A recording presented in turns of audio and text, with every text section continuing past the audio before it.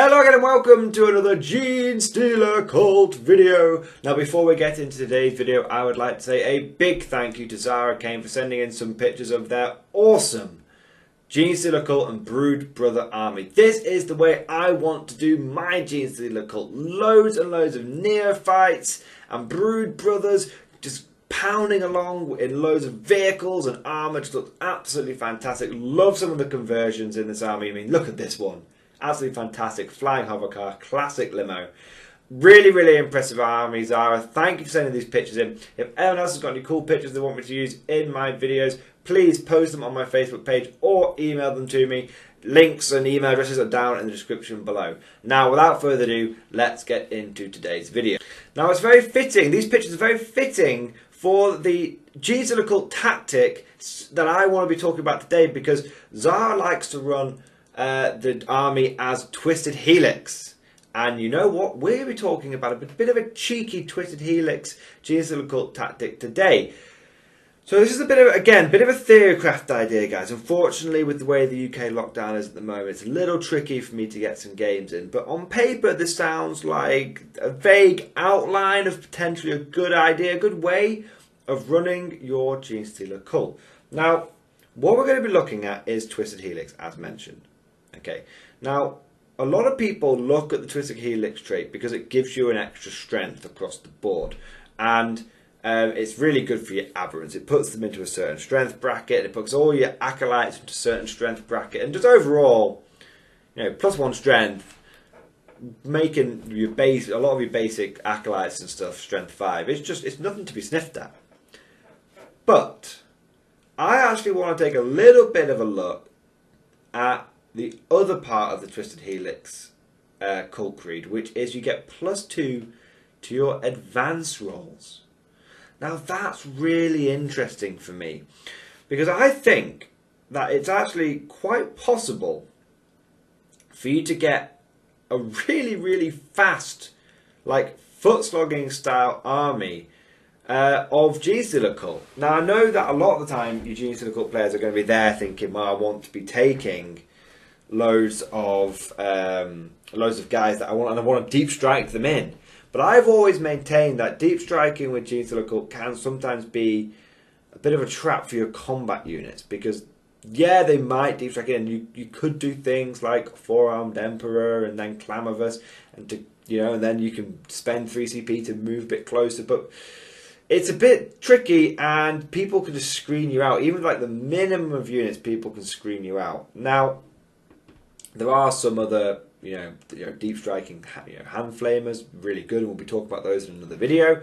That's going to be sort of the last video in this series of armies that I'm going to be doing, competitive armies that I'm thinking about for Genestealer cult.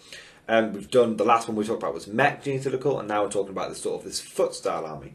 Now, this army that I want to be looking at, it's almost like an orc army, but for Genestealer cult. Okay, pretty crazy, I know, right? But what I'm thinking, guys, is if you can take a bunch of acolytes, which have got movement 6 basic, okay, and then you advance them, okay, that means a minimum they're going 3 inches, because they're going to go 1 inch on that dice roll, +2 is 3, but the average is going to be they go another 5 inches, because you're going to get the average of 3 or 4 on that dice. So let's be pessimistic and say you get 3. So you guys are going to be moving forward 11 inches in 1 turn. But then you could take a Clamavus, because not only does the Clamavus give you +1 inch to your charge roll, also gives you +1 inch to your advance roll, which means all your infantry are moving 6 and they're advancing a minimum of 4 and an average of 6, which means all your infantry across the board is getting an average move and advance of between 12 and 13 inches. Now that is not to be sniffed at. That is not to be sniffed at all, because especially with the smaller board size these days, it's very difficult for, much harder for armies to run away from you. At the same time, a lot of armies are trying to sort of monster mash and brawl over the centre of the board, and so being able to get there first is a good thing. You would almost intentionally you don't really mind if you go first, second, but the point is you can move this 12 to 13 inches, and you're in the middle of the board turn one. You are in the middle of the board turn one, no questions asked, and then next turn you're going to get that charge off because you're going to move forward another 6 inches, and then you're going to be very close to the enemy, and at the very least. That's assuming the enemy hasn't moved towards you to try and contest the middle of the board. If the enemy hasn't, then you're already winning because you've surged forward so quickly. Then what the crazy thing is that if the enemy doesn't meet you in the middle, then you're pinning them in their deployment zone, which is great. It's what you want to do because you don't want them getting anywhere near any of the primary objectives.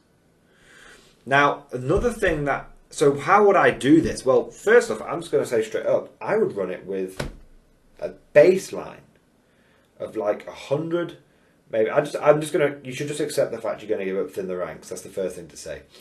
Just accept that. Okay, first off. But I would run this with maybe 100 to 120 acolytes. I kid you not. Okay? And I would literally... That is only like 800 points. Acolytes are only 8 points a model. Don't give them any upgrades. Okay? Take 100 acolytes to 120 acolytes. Spend between 800 and 960 points. Get a Clamorous here and there. If you it depends on how many bonus characters you want to take. But the point is, I would spend like 1,000 points on this, and I would just have 100 to 120 guys just charging at the enemy. Just charging. Now you might think, what about blast? No one takes blast. No one takes blast. It's not the method to do it. The taking blast is actually generally a hindrance. Okay. You may come across the occasional blast weapon, but generally speaking, you don't see a lot of people taking them. A lot of people taking combat. Combat armies are the winner of the day for 9th edition. So you don't worry about that. And some people say, well, what about morale? Well, actually, if you go and do the math hammer, morale is much better on bigger units. Statistically, it is much better on those units.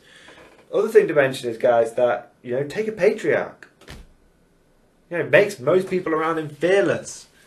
So you can either just not worry about morale because it's not as effective against bigger units, or you can take a Patriarch or two across a couple of detachments, You either take 6 squads of 20 and have 1 Patriarch, or you take 12 squads of 10 and have 2 Patriarchs. Whatever you prefer. Now, the other thing to mention is there is a psychic power called Psychic Stimulus. I think it's like Warp Charge 5. It's very easy to get off. It allows you to advance and charge. Which means if you take one of these big blobs of like 20 guys, you run them across the board, you're going to be having a good time. You're having a very good time. Because the key thing here is that you are strength 5 as well. So not only are you fast with strength 5. Now one of the things that I know, one of the competitive armies out there at the moment is orcs, right? And it's very specifically it's orc boys with Gaz. And the reason why Gaz gives a lot of buffs, don't get me wrong. It gives a lot of buffs. But one of the big things that is so good about this list is that you spend loads of CP on making your Orc Boys Scar Boys. It makes them Strength 5, which is what makes them so good. But actually, taking a step back, like if we just look at, and I'm sure there's more points to the Orc list. I'm just generalising. But the Strength 5 is really good. Well, guess what? All your Acolytes are Strength 5. Your Orc Boys cost 8 points. Your Acolytes cost 8 points. Acolytes are faster, so they're getting there into combat faster than your Orc Boys. Okay? The Orcs can jump a unit. You can call ambush a unit. Okay? The Orcs are toughness 4. True. You've got a 5+ save. Toughness 4 and a 6 up versus toughness 3 and a 5 up isn't that different. Okay?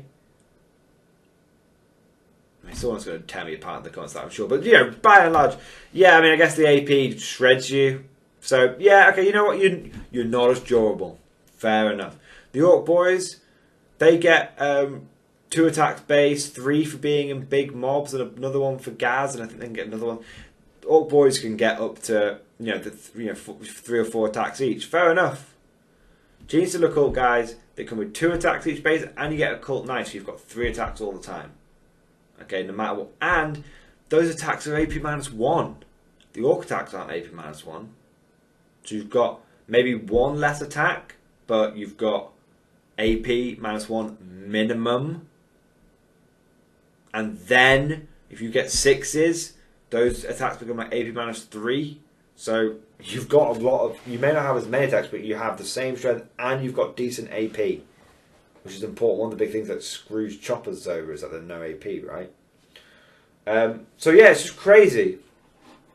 And I think it could work. And it's not even that many points. Like I said, it's 800 points to do this. That leaves you with like 1,200 points. You know, let's say you say 1,000 points on this mad idea. You take 1,000 points, and you take a Patriarch and a Canvas, you take 6 units, and you put them all in like a battalion. Maybe you take a Primus as well, so they've all got +1 to hit, and you just charge them. You just banzai charge them across the board. Okay, what do you spend your other roughly 1,000 points on? That's what you spend on your fire support. Achilles Ridge Runners. Loads of neophytes with mining. You know, you could take 1 detachment of Twisted Helix, and that's just the mad banzai division. You could do it with 200 acolytes, no upgrades, and just rely on just waves upon waves upon waves of acolytes. Each wave, you know, you could take 2 detachments with 2 patriarchs and like 5 20-man blobs and a Clamavus and a Primus in each one, and you can just charge at the enemy. And you know, you could charge 100 of them. You could deep strike 100. You could just charge them all across. I just think it's this mad, crazy banzai idea, and I think the only reason people don't do it is because it's like it's like £100 for each one of those acolyte blobs if you buy them new from Games Workshop. So obviously you don't, and you kit bash and you convert and you do whatever it took, you know. But you know, that's the thing. Or you run like 100 of them and you just charge them at the enemy, or you run 120 and you just charge them at the enemy, and then coming up behind them with the other 1,000 points is all your fire support. So you could take things like your Bladed Cog as your second detachment. See, I've talked a lot about like Bladed Cog in the past, you know, in the last video, and how I think they're the best. They are like one of the best cult creeds. Well, you know, why not take Twisted Helix as the mad banzai one, and then back that up with your Bladed Cog, with just all your infantry that you can set objectives, you can have them hitting on. They're the fire support things. While the enemy is so busy with this wave of just flesh and claws coming at them, what's hitting them at the same time is just mining lasers hitting on 3s. Just mining lasers, mining lasers, mining lasers. You could do it with the custom creed and get everyone to move and reel all hits with the mining lasers. You can take like seasoned enforcers and workers arisen. That's what we're doing now. So that's pretty cool. Now that's kind of the idea, guys. We'll keep it short. What do you guys think? I think the only reason people don't do it is the price barrier more than anything. You know, I think it's the price barrier. But I think you could easily get yourself 200 models if you're doing a pure like horde army. You take 200 models and you have like 100 of them as these mad banzai acolytes. You have 100 of them marching up behind them in neat ranks. You've got your neophytes who are getting supported, and you just take loads of mining lasers and grenade launchers, and you just rock in the enemy with, like, you know, you just take loads of little, yeah, you could take like you could put it into like a I think you could take like, you could take 100. You could take, that's like what, 12 mining lasers and 12 grenade launchers, all you know, hit on 3s back. You know, that's going to keep punched into the enemy. Then you've got you could have your ridge runners. Yeah, I think it would work, because your acolyte, your neophyte squads are only going to be like 150 points maybe per squad. It's not that expensive. You probably, you'd have to balance it out.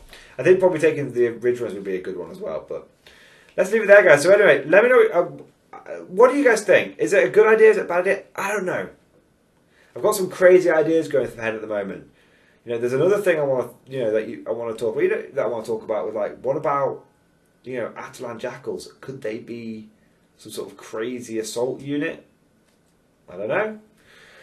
Let me know what you guys think down in the comment section below. Thank you for watching, and of course, I'll see you guys next time.